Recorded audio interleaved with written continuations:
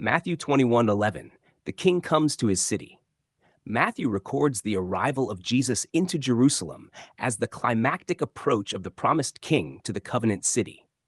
The narrative unfolds with deliberate symbolism and fulfillment language, revealing the identity of Jesus and the nature of his kingdom in relation to Israel's prophetic expectation. The passage begins with Jesus and his disciples approaching Jerusalem, coming to Bethphage at the Mount of Olives. At this moment, Jesus sends two disciples with specific instructions. They are to find a donkey tied with her colt and bring them to him. His command is given with certainty. If anyone questions them, they are to say, "The Lord has need of them," and the animals will be released. The authority of Jesus is immediately evident. He speaks not as one making a request, but as the rightful Lord whose purpose moves forward without resistance. Matthew then explains the significance of this act. The bringing of the donkey and the colt fulfills what was spoken by the prophet. Tell the daughter of Zion, behold, your king is coming to you gentle and mounted on a donkey, even on a colt, the foal of a beast of burden.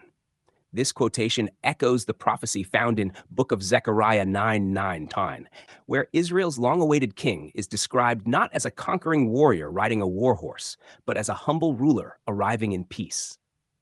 The imagery is intentional. Ancient kings often entered cities on powerful horses after military victories.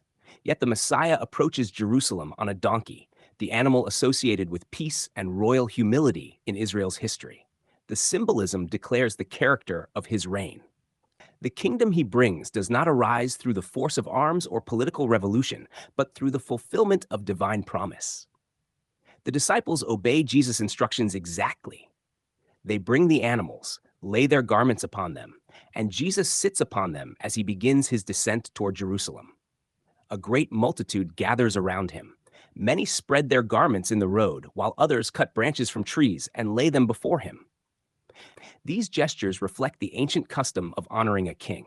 Garments laid on the path symbolize submission and recognition of royal authority. As Jesus enters the city, the crowds cry out, "Hosanna to the Son of David! Blessed is he who comes in the name of the Lord. Hosanna in the highest."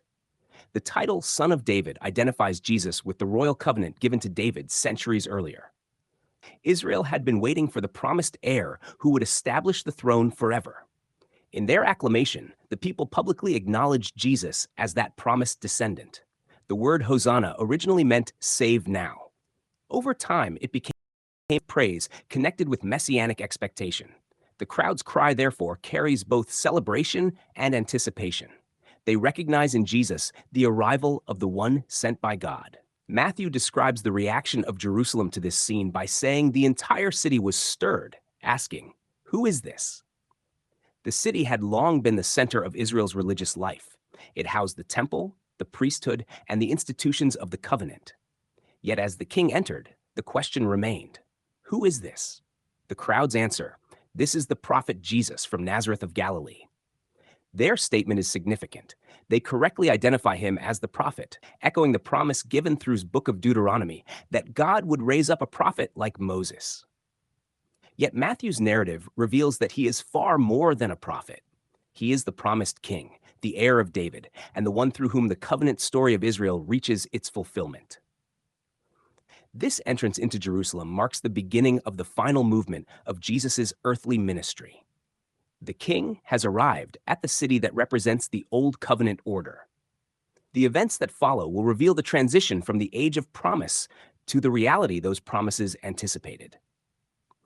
In this moment, the prophetic words spoken centuries earlier converge in the person of Jesus.